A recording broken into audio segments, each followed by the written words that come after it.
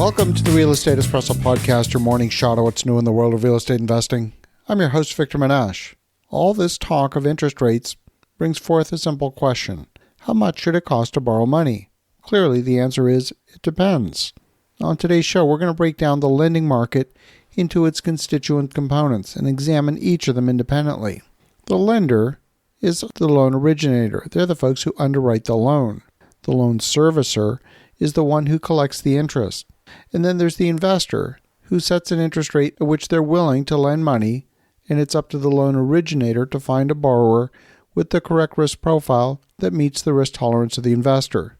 Investors in the bond market, they're also lenders. So when a bank lends money to a borrower, they have to be mindful of the bond buyer who's ultimately going to securitize the debt. Back in the old days, banks would take in deposits, and depending on the amount held in deposit, the bank would lend accordingly. But over the past 20 years, we've seen an increasing amount of shadow banking. This is where the banks sell their debt and bond offerings in the commercial mortgage-backed securities market. This takes the loans off the bank's balance sheet and allows the bank to originate more loans. Banks make money on the differential between the interest rate on their loan portfolio and the interest paid to depositors, but multiply that by the bank's leverage. So, for example, if a bank is charging 5% interest to its borrowers, and they pay 1% interest to their depositors, they collect 5% interest multiplied by the bank leverage, which in the United States is 10% reserve, which means you collect 9 times 5% or 45%, and then they pay out 1% for a net profit of 44% on the funds on deposit. Seems like a pretty good gig, and it is. But the banks ultimately want to get those loans off their balance sheet so that they can originate more loans. Why is that? Well, imagine if they only got paid an origination fee at the beginning of the loan. They want to get that origination fee in addition to the interest rate. But if you sign a 30-year loan, then those funds don't become available for lending again until the loan matures. That means the bank gets to collect the origination fee once every 30 years. But if they sell the loan into the secondary market, they can put that exact same money back to work again and collect a new origination fee in addition to the interest on the loan. The faster they recirculate that money into the secondary market, the more origination fees they can collect. Private lenders are different from banks in that they don't have leverage. They can only lend out the money that they have in their immediate possession. These lenders lend to private equity firms, private mortgage investment companies, and they purchase bonds. Private loan originators want to keep the loans recirculating as well.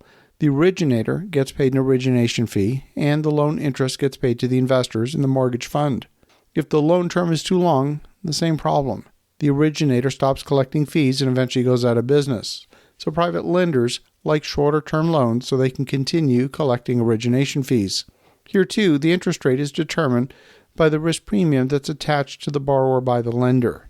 I believe we're about to experience another liquidity crisis in the U.S. and elsewhere in the world. Now, if you're not convinced, then ask yourself a simple question. If the currency is being devalued at a rate of 8.6% per year, our currently formally stated inflation rate, would you be willing to lend money to a borrower at, say, 5%? No? Well, how about 6%? How about 7%? Still no?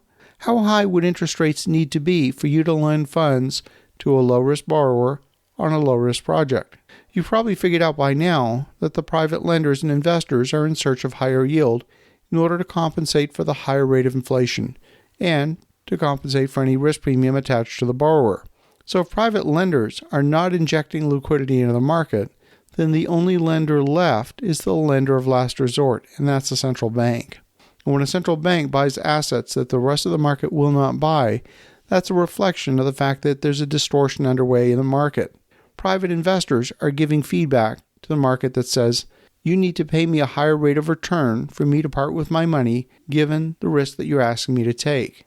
The government is resisting raising interest rates to what the market's demanding. And at that point, there's two choices. Either the central bank steps in and injects liquidity in the market at below market rates, or liquidity dries up. You see, every investment has a risk premium associated with it. Some borrowers are seen as lower risk, and therefore they command a lower interest rate. It makes sense that German government bonds would have a lower risk premium than, say, Italy. It makes sense that municipal bonds in, say, Plano, Texas, would be perceived as lower risk than Detroit. In this world, in the real world, it's the investors who dictate the risk premium associated with an investment. It actually doesn't matter what the bond issuer puts on the face value of the bond's coupon. If the interest rate is too low, then the market will only offer to purchase the bond at a discount to its face value. The longer central banks keep interest rates below the rate of inflation, the more they'll be forced to buy debt that the rest of the market doesn't want. In that world, the Fed doesn't set the interest rate. As you think about that, have an awesome rest of your day. Go make some great things happen. We'll talk to you again tomorrow.